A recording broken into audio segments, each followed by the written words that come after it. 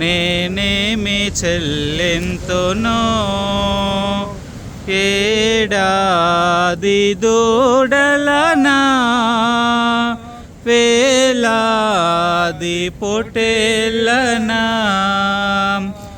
ఏడాది దూడలనా వేలాది పొట్టేళ్ళనా. వాక్యాన్ని మన రత్నరాజు గారు ప్రార్థన చేసుకుందాం. మహాపరిశుద్ధులైన తండ్రి,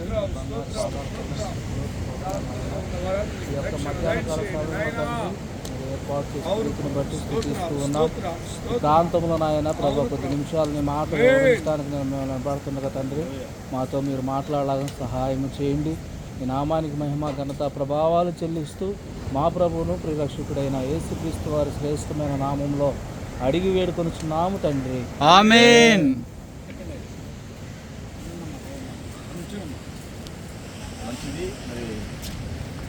అమ్మా రండి, దేవుని మాట చెప్తున్నారు. పాస్కర్ రండి, నిల్చోండి. ఈ సముద్ర తీరాంలో ఉన్నటువంటి దేవునికి చూడటానికి మీ మధ్య ఇలా నిలబడి యేసు ప్రభుని గురించి చెప్పడానికి అవకాశం ఇచ్చిన దేవాతి దేవునికి వందనాలు. మా ప్రియ సహోదరుడు మరి మోసే దైవజనులను బట్టి వందనాలు. మేము దాదాపు పిల్లరా మరి 400-500 కిలోమీటర్ల దూరం నుంచి ఇక్కడికి వచ్చాం, ఈ ప్రాంతాన్ని చూసి ఇక్కడ పరిచయం చేయాలని. అలాగే మేము ఈ మధ్యకి వచ్చినప్పుడు ఇక్కడ పరిస్థితులు చూసినప్పుడు చాలా ఇబ్బందికరంగా ఉన్నాయి. ఇటీవలనే మరి ఇక్కడ ఈ సముద్రపు కోత వలన ఎంతోమందికి మరి జీవించడమే కష్టమైపోయింది. ఇటువంటి భయానకమైన పరిస్థితుల్లో దేవుడు ఏ విధంగా మనకు సహాయం చేస్తాడు? ఒకసారి మనం దేవుని వాక్యాన్ని గమనించినట్లయితే యేసుక్రీస్తు ప్రభువు కూడా ఒకసారి సముద్రం మీద తన శిష్యులతో ఆయన ప్రయాణం చేశాడు.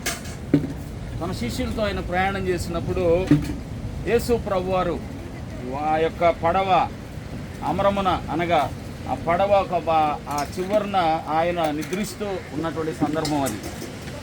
అయితే కొంత సమయం అయిన తర్వాత ఒక పెద్ద సమస్య వచ్చి పడింది.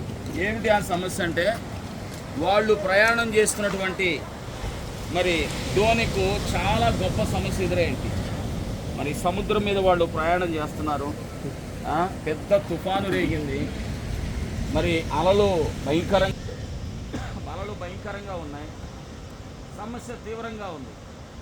అలాంటి సమయంలో శిష్యులు ప్రియులారా కొంత సమయానికి అలలు అధికంగా ఉండటం ద్వారా, తుఫాను గొప్పగా మరి రావటం ద్వారా అక్కడ పరిస్థితులు చాలా కష్టం అనిపించింది. అంటే ఒడ్డుకు చేరడం కష్టం, బ్రతకడం కష్టం. అటువంటి పరిస్థితుల్లో ప్రియులారా మరి చూడండి, యేసు ప్రభు అక్కడ మౌనంగా అలాగూ ఆయన ఆ పడవ మీద ఉండిపోయాడు. అయితే ఆ సమయంలో పిల్లల శిష్యులు వెళ్ళి అంటున్నారు కదా, సమస్య అధికంగా ఉన్నప్పుడు శిష్యులు వెళ్ళి ఏమంటున్నారంటే, అయ్యా మేము నశించిపోతున్నాము అంటున్నారు. అంటే మేము నశించిపోతున్నాం, మేము ఈ రోజున మా యొక్క జీవితంలో ముగించబడపోతున్నాయి అంటే దేవుడు రక్షించలేడా? దేవుడు ప్రియులారా చూడండి, యేసు క్రీస్తు అనగా రక్షకుడు. ప్రతి ఒక్క శ్రమ నుండి, ప్రతి ఒక్క శోధన నుండి, ప్రతి ఒక్క ఆపద నుండి ప్రభువైన యేసు క్రీస్తు రక్షించగలిగినటువంటి దేవుడు. అయితే వాళ్ళు ఏమంటారు, అయ్యా ఇదిగో సముద్రము తీవ్రంగా ఉంది, గొప్ప తుఫాను రేగింది, ఇక్కడ అలలు బాగా అధికంగా ఉన్నాయి, మేము చనిపోయేటువంటి పరిస్థితుల్లో ఉన్నాం, మేము చనిపోతామని చెప్తున్నారు. అంటే దేవుడు నమ్ముకున్నటువంటి బిడ్డలు కానీ, దేవుని సేవలో ఉన్నటువంటి వారు కానీ ఎప్పుడైనా ఇప్పుడు భయపడటం కాదు, కానీ సమస్యలో దేవుడు మనతో ఉన్నాడు అన్నటువంటి విషయాన్ని మనం గుర్తుపెట్టుకోవాలి. అయితే ఇక్కడ చూడండి, యేసు వారితోనే ఉన్నాడు. అలాగే ఇక్కడ ఉన్నటువంటి ప్రియ బిడ్డలందరితో మీతో దేవుడు ఉన్నాడు. దేవుడు మీలో ఉన్నాడు, మీతో ఉన్నాడు. మీకు ఎటువంటి ప్రాణాపాయము శ్రమ లేకుండా దేవుడు మిమ్మల్ని కాపాడదు. కాకపోతే ఏంటంటే ఈ సముద్రం అనేది, ఈ ప్రకృతి కొన్నిసార్లు ఎలాగ మారిపోతుందో తెలియదు పిల్లరా. ఏదేమైనా మనం ఈ రోజు వరకు బ్రతుకున్నామంటే ఆయన కృప. ఇంతకాలము బ్రతికించిన దేవుడు, పోషించిన దేవుడు, కాపాడిన దేవుడు ఇక ముందు కాలంలో కూడా ప్రతి శ్రమలో, ప్రతి ఇబ్బందిలో, ప్రతి అవసరంలో, ప్రతి అక్కర్లో, ప్రతి కష్టంలో మీరు నమ్మినట్టు దేవుడు మిమ్మలను కాపాడగలిగి పోషించగలిగిన దేవుడని ప్రభువైన యేసు క్రీస్తుని గురించి మీ ముందు మేము ప్రకటన చేస్తున్నాం. దేవునికి స్తోత్రం కలుగును గాక. హల్లెలూయా. హల్లెలూయా. హల్లెలూయా. శిష్యులు ఒక మాట చెప్పారు, అయ్యా మేము నశించిపోతున్నాం అన్నప్పుడు వాళ్ళు అంటున్నారు కదా, యేసు ప్రభు అంటున్నాడు అల్ప విశ్వాసులారా అంటున్నాడు. నిజమే కదా, యేసు క్రీస్తుని నమ్మి కూడా కొన్నిసార్లు పరిస్థితులు మనకి మరి వ్యతిరేకంగా ఉన్నప్పుడు ఇంకేముందులే దేవుడు నమ్ముకున్నాము, ఆయన మనం చేయి విడిచాడు, మనం ఎట్లాగానే చనిపోతాం అని చెప్పానని అనుకునే పరిస్థితిలో ఉన్నారు. అయితే దేవుడు వారి విశ్వాసాన్ని బలపరిచాడు. అక్కడ దేవుడు వారి విశ్వాసాన్ని బలపరిచి ఇదిగో చూడండి, దేవుడు ఈ రోజును కూడా మీ విశ్వాసాన్ని, మీరు ప్రభు అయిన యేసు క్రీస్తునందు విశ్వాసం ఉంచండి, మిమ్మల్ని దేవుడు ఖచ్చితంగా బలపరుస్తాడు. అలాగే పిల్లరా చూడండి, ప్రభు అయిన యేసు క్రీస్తు వారు తన శిష్యులు ఏ సమస్య గురించి భయపడుతున్నారో ఆ సమస్యను ఆయన మాట చేత ఆయన గద్దించాడు. సముద్రాన్ని గద్దించాడు, అలాగే మరి తుఫానును గద్దించాడు. సమస్తం కూడా ఆయన మాట సెలవివ్వగానే అన్నీ నిమ్మళమైపోయినాయి. దేవునికి స్తోత్రం కలుగును గాక.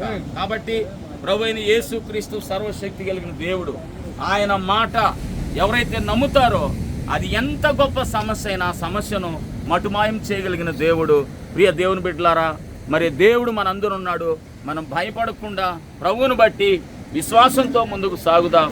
ప్రతి విషయంలో మీ పక్షంగా దేవుడుండి మిమ్మల్ని కాచి కాపాడి మిమ్మల్ని రక్షించి సమస్త విషయాల్లో కూడా మీకు సహాయం చేయాలని మనసారా కోరుకుంటూ ఈ మాటలు నేను ముగిస్తున్నాను.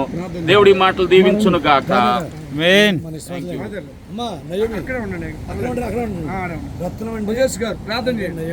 ఆశీర్వాదాలకు కారణభూతుడైన దేవా, వందనాలు,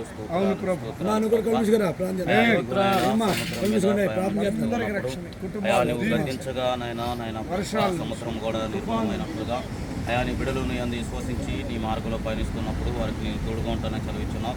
అయా ఈ ప్రాంతంలో నివసిస్తున్నటువంటి ప్రతి ఒక్క బిడ్డకు కూడా నీ కృపాని కాపుదలు దయచేసి నీ యొక్క హస్తాల కింద భద్రపరిచి నీ అందు విశ్వాసంతో నీ యొక్క మార్గంలో పయనిస్తూ నీ యొక్క ఆశీర్వాదాలతో దీవెనతో వెళ్ళటానికి అటు కృప అటు ధన్యత నీ బిడ్డలకు మీరు అనుగ్రహించండి. వాక్యం ఎత్తుబడినటువంటి నీ బిడ్డను కూడా మీరు దీవించి వారి పరిచర్యను, వారి సంఘాన్ని, వారి సంఘ బిడ్డలు కూడా దీవించి ఆశీర్వదించి అయా నీ కృపలో మాలు వారిని బలపరచమని సహాయం చేయమడుగుతున్నాం.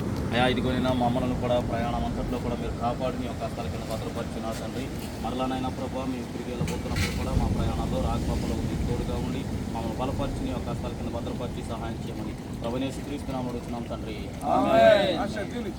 మన పరమ తండ్రి అయిన యెహోవా దేవుని ప్రేమ, లోకరక్షకుడైన యేసుక్రీస్తు వారి కృప, పరిశుద్ధాత్మను దీవెన సహవాసము మీకును మీ కుటుంబాలకు పనిపాట్లకును మరి దైవజనులకు తిరిగి ప్రయాణాలకును సదాకాలము దేవుడు తోడే ఉండును గాక. ఆమేన్. చాహించి పాడుదము రక్షణ దుర్గము మన ప్రభువే.